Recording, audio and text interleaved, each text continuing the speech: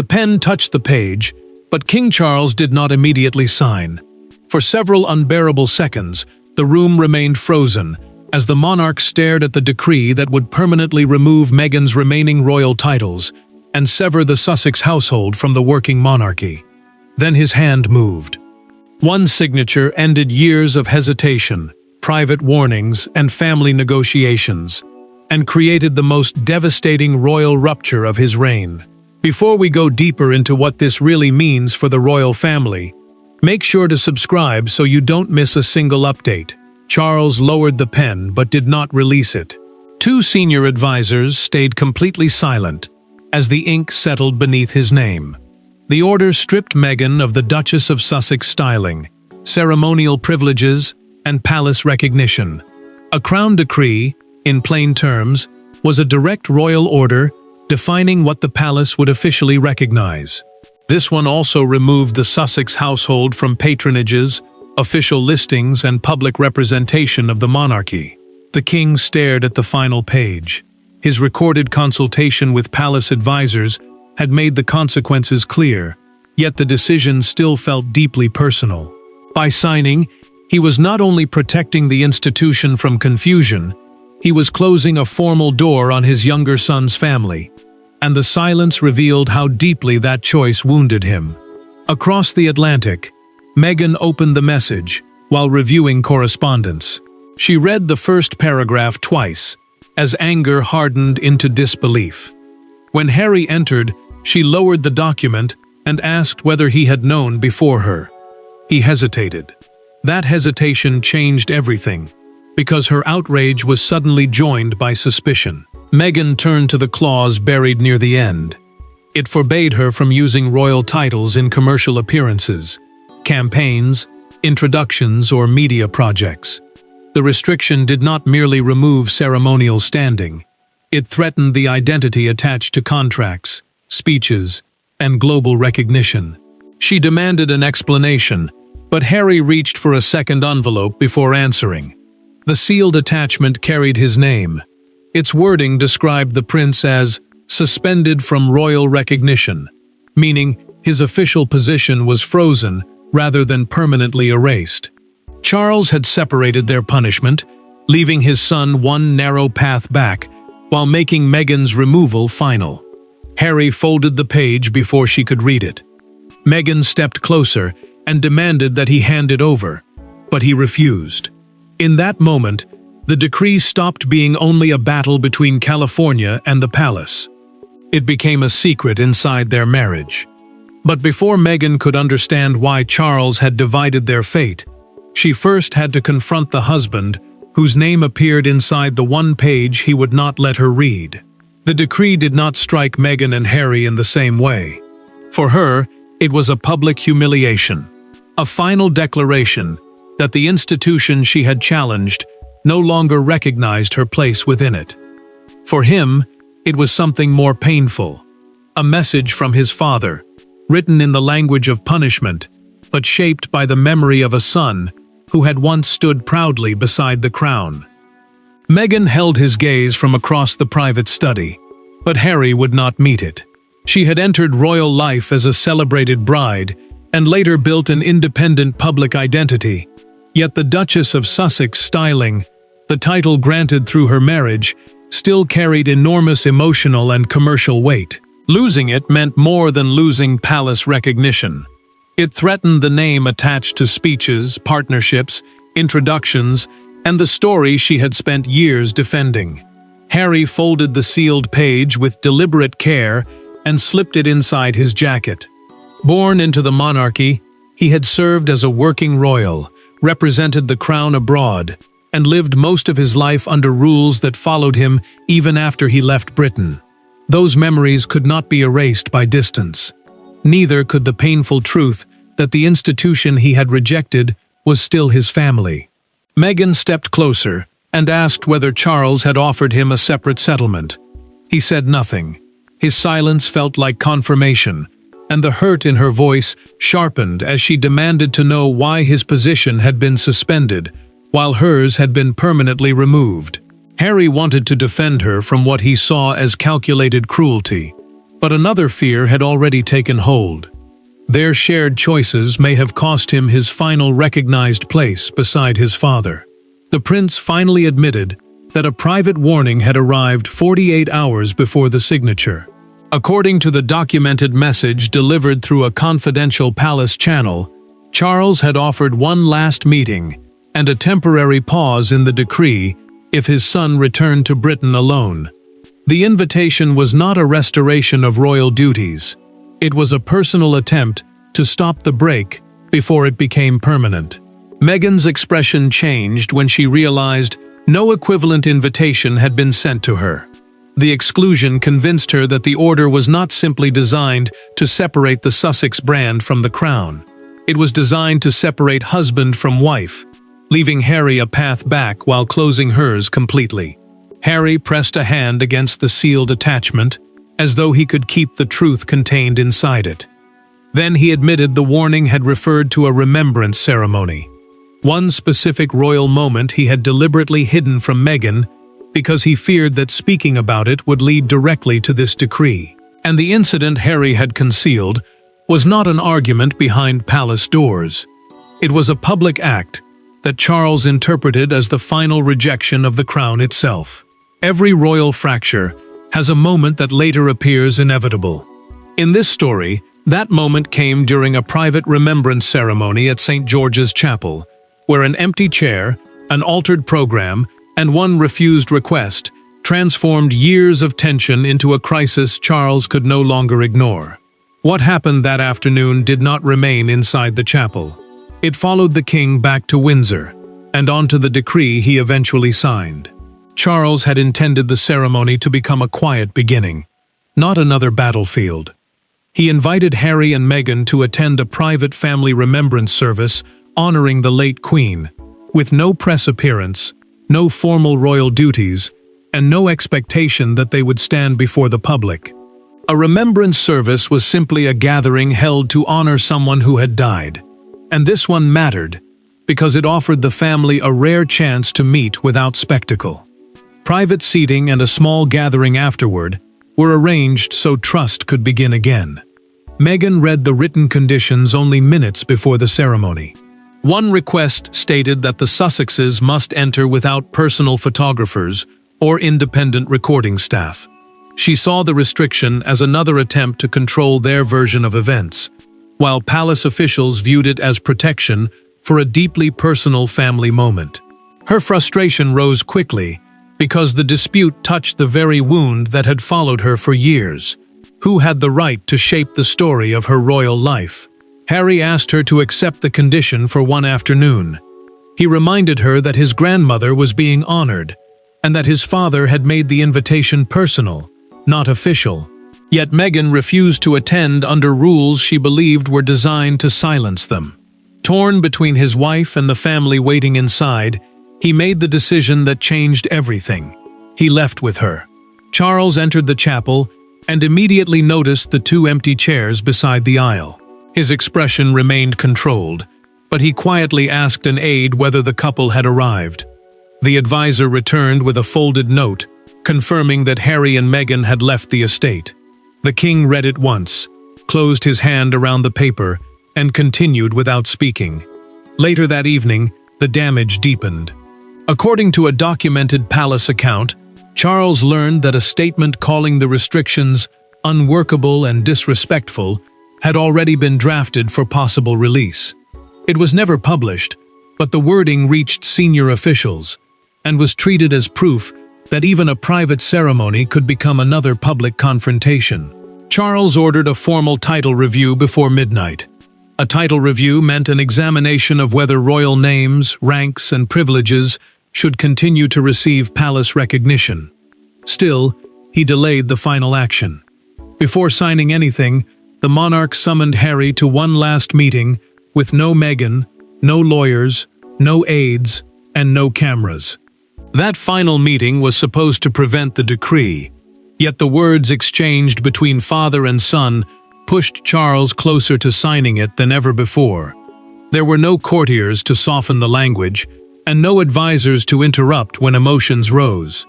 Charles and Harry faced each other alone in a small sitting room at Windsor, divided by a table that suddenly seemed wider than an ocean. The king wanted one clear promise. His son wanted one final acknowledgement of the pain he believed the monarchy had caused. Neither man was prepared to surrender first. Charles spoke carefully, but every word carried the weight of an ultimatum. He asked Harry to stop turning private royal grievances into commercial media projects and to agree that future family conversations would remain confidential. That promise mattered because every leaked exchange had damaged trust inside the family, while every public accusation had weakened the palace's ability to protect anyone involved. The monarch offered something in return. He would delay the decree, preserve his son's ceremonial family connection, and begin a gradual private reconciliation without demanding an immediate return to royal duties. A ceremonial connection meant Harry could remain recognized at important family occasions without acting as an official representative of the crown. It was not restoration, but it was a door left open. Harry pushed his chair back. He told his father that loyalty could not be demanded while Meghan continued to feel excluded, judged, and publicly blamed for every fracture. His anger was not controlled now. He had spent years defending his wife, and the offer sounded to him like protection for the institution at the cost of her dignity. Charles did not raise his voice. He answered that the monarchy could not repeatedly defend people who used their royal connection for influence while rejecting the responsibilities and boundaries attached to it. The king's pain was clear, but so was his resolve. He believed the crown could not survive if private family disputes were continually transformed into public leverage. Harry then revealed the threat neither man had named. According to a recorded conversation later summarized in a confidential account, Meghan had prepared a detailed record of their treatment, including private correspondence, meeting notes, and the names of senior household officials. He said the material would be used if the palace attempted to erase her story. Charles reached for a draft copy of the decree and placed it between them. He did not threaten court action or public retaliation. Instead, he told his son that publishing private royal material would activate every clause immediately, ending the delay and making Meghan's removal permanent. Harry stared at the document, then stood without accepting the offer. When the door closed behind him, the monarch remained silent for several seconds before summoning an advisor. His instruction was brief. Rewrite the order so Meghan's title removal could proceed independently while his son's status remained suspended.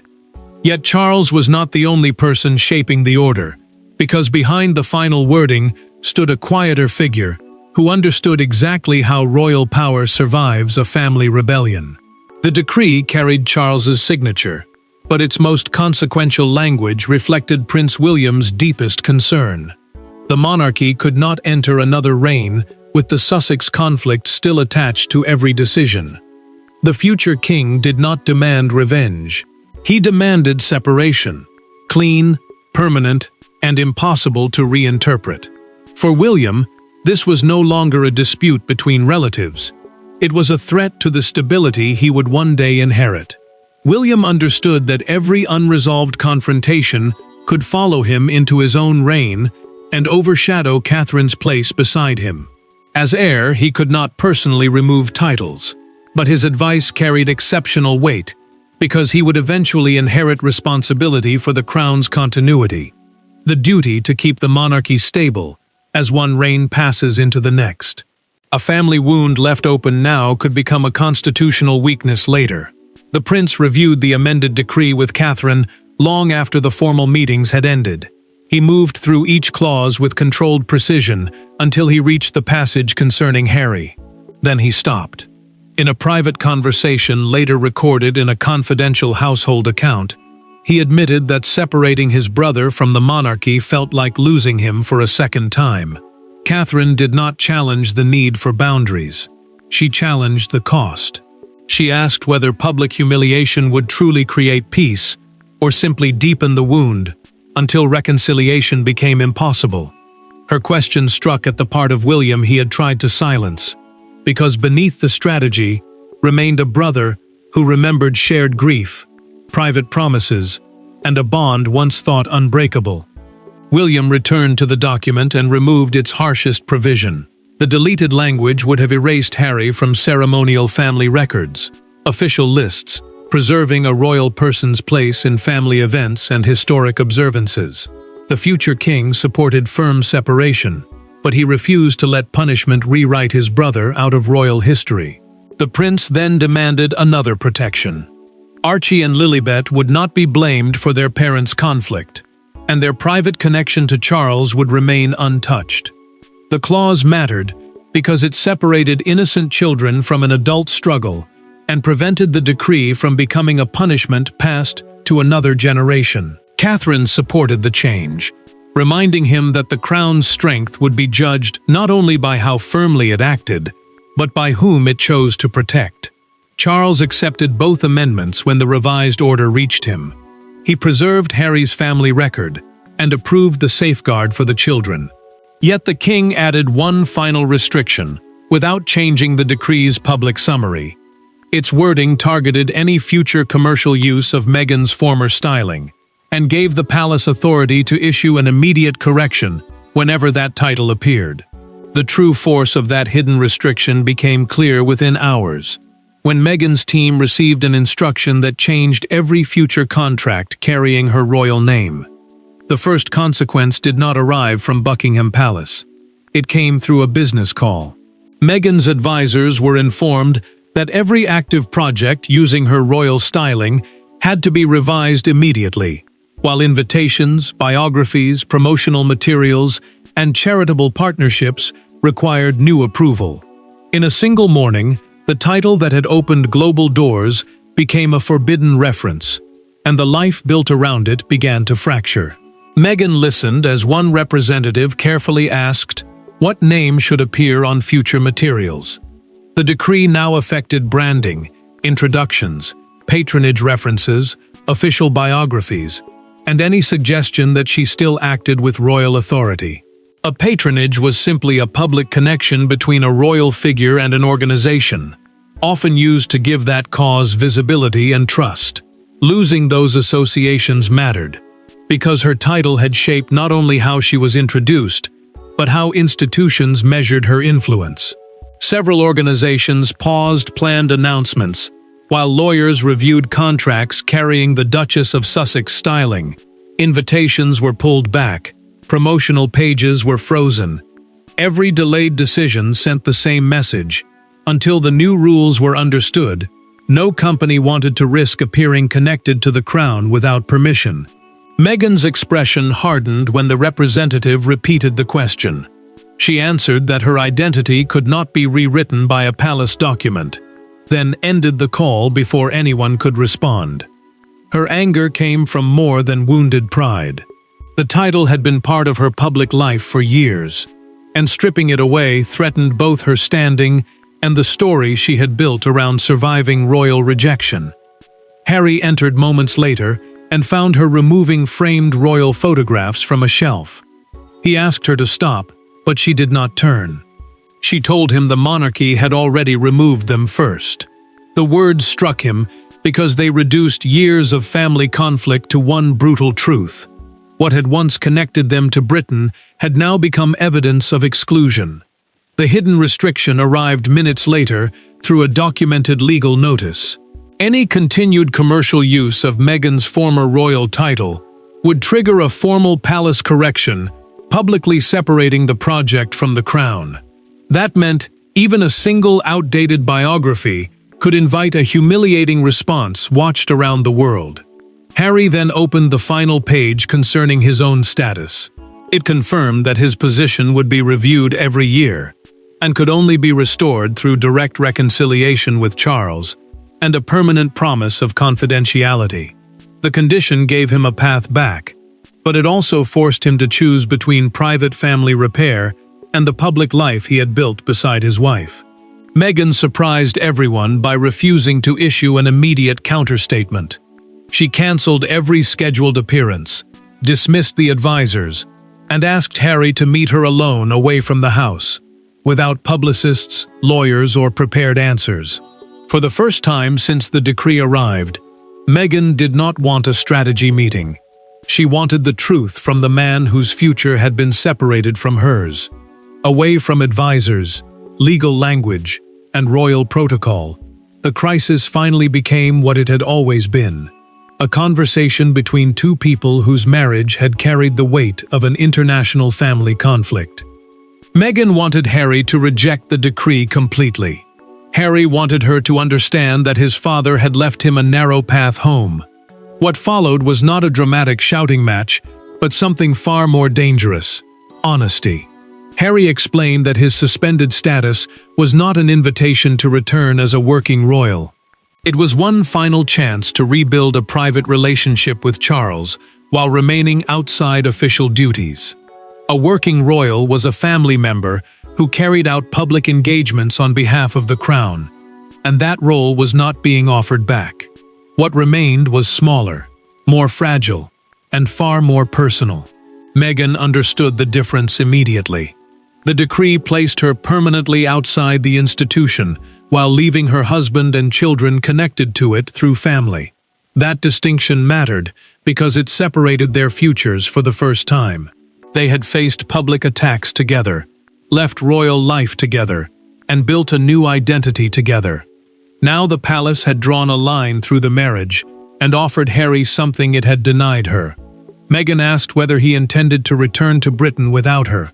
Her voice stayed controlled, but the hurt beneath it was impossible to hide. Harry answered that he intended to speak to his father, yet refused to call that choice abandonment. He told her that repairing one relationship did not mean rejecting another, though even he sounded unsure whether both could survive the journey. The truth finally broke through. Meghan admitted that losing the title hurt less than discovering that Charles could still imagine a future with his son, while no longer imagining one with her. The public rejection was painful, but the personal exclusion cut deeper. It confirmed that the family conflict had moved beyond negotiation and into permanent judgment. Harry opened the sealed attachment at last. According to the documented offer delivered through the palace, the king would meet him privately, acknowledge mistakes made within the family, and protect Archie and Lilibet's relationship with both sides. Yet the order concerning Meghan would remain unchanged. There would be no reinstatement, no ceremonial compromise, and no future royal role. Meghan read every line before handing the page back. Then she made the choice Harry had not expected. She told him to attend the meeting. For the first time, she separated his bond with his father from her own battle with the monarchy. Harry reached for his phone, but the moment had already escaped them. The decree was public. By the time Harry reached for the phone, the palace gates were already surrounded. Broadcasters had interrupted their schedules, and the world had chosen sides. The decree escaped the palace before any carefully prepared explanation could contain it. Within minutes, screens across Britain carried the same breaking banner, commentators spoke over one another, and crowds gathered outside royal residences, searching for meaning in a decision that felt both historic and brutally personal. What had begun with one signature was now a global judgment on loyalty, identity, family, and power. Broadcasters described the order as the most severe formal separation between the crown and a senior royal household in the modern era. A senior royal household meant the official family unit surrounding a prominent member of the monarchy, complete with titles, ceremonial links, and public recognition. The scale mattered, because this was no longer a private disagreement. It had become an institutional break, witnessed across the world. Palace officials released a short statement confirming that the decision concerned royal roles and did not alter Charles's private love for Harry, Archie, or Lilibet. The wording was careful, but its restraint only intensified the reaction. Viewers heard affection in one sentence and final exclusion in the next. The monarchy had drawn a boundary, yet the family remained trapped on both sides of it. Meghan watched the coverage without speaking, as commentators argued over whether she had been liberated or publicly rejected. One panel called the decree the end of palace control. Another described it as the collapse of the identity she had carried for years. Harry endured the debate until their children were mentioned, then reached for the remote and turned off the television. Charles heard the noise from an adjoining room, but refused to watch. Camilla remained near him as voices from the broadcast carried through the closed door. She noticed his hands trembling slightly while he folded the official statement and placed it beside untouched tea. The Queen Consort understood that the crown had achieved clarity, but the man behind it had just watched his family fracture before the nation. Outside Buckingham Palace, the public reaction found its defining image. A crowd gathered beneath the balcony as a newspaper seller raised a special edition above his head. The headline read, "The Final Royal Break," printed above a split image of Charles and Meghan. Some people applauded. Others stood in stunned silence. A national broadcaster then delivered the sentence that cut through the argument. In a live report, the presenter called the decree the formal death of a relationship that neither the palace nor the Sussexes knew how to repair. Harry reopened his phone amid the chaos. He typed 4 words and sent them directly to his father. "I will come alone." The king read the message twice, before quietly ordering that no announcement be made. The public saw exile, punishment, and royal power. But behind the palace walls, one final meeting would determine what the decree truly meant for the family left behind. The decree achieved what years of negotiations could not. It ended the uncertainty. Meghan would no longer carry an active royal title. The Sussex household would no longer operate at the edge of the monarchy. And Harry would have to choose his family relationships without the protection of ceremonial ambiguity. Yet when the documents were filed and the statements faded, no one inside the story felt victorious. Clarity had arrived, but at an extraordinary human cost. Meghan accepted that her institutional royal identity was over. She began reorganizing future speeches, partnerships, and public projects under her personal name, without royal styling or any suggestion of palace approval. Royal styling meant the formal title and manner of address recognized by the monarchy. Losing it closed one chapter of her public life, but it also removed the uncertainty that had followed every appearance and announcement. Harry remained Charles's son, but he no longer represented the crown in any official capacity. Family reconciliation would now exist separately from royal duties, commercial projects, and public campaigns. That boundary mattered because affection could no longer be confused with authority, and private contact could no longer be presented as institutional acceptance. Harry entered the private Windsor meeting carrying the sealed attachment that had divided his future from Meghan's. Charles did not withdraw the decree, and his son did not ask him to. Instead, the prince placed the document on the table and said he had come because he no longer wanted every conversation between them to become another public war. The king answered through a recorded private exchange, later preserved in a confidential family account. He said the decree had never been designed to erase Harry as a son. It was meant to end the dangerous confusion between belonging to the family and speaking with the authority of the crown. The distinction protected the monarchy. But the monarch admitted that no signature could repair the emotional damage already done. Across the Atlantic, Meghan opened a prepared speech and found the final reference to her former title. She paused before deleting it, remembering how that name had once offered status, protection, and global recognition. Then she removed it. What had once appeared to shield her had become a battlefield she no longer wished to carry. Harry told his father that rebuilding their relationship would not mean returning to royal service. Charles accepted the limit. It was not a complete reunion, but it was the first honest foundation either man had offered in years. William inherited a more stable institution, yet the family surrounding it had been permanently changed. Meghan gained independence without the royal identity that shaped her position. Harry lost institutional belonging, but preserved a path to his father. Charles protected the monarchy while accepting that power could enforce boundaries, but never heal a family. And so the monarchy moved forward with clearer boundaries. Meghan stepped into a future defined by her own name, and Harry began the painful work of rebuilding a family relationship without a royal role. The conflict resolved not through reunion, but through a final separation between love, title, and duty. Thanks for watching. Please don't forget to like and subscribe, and we will see you in next one.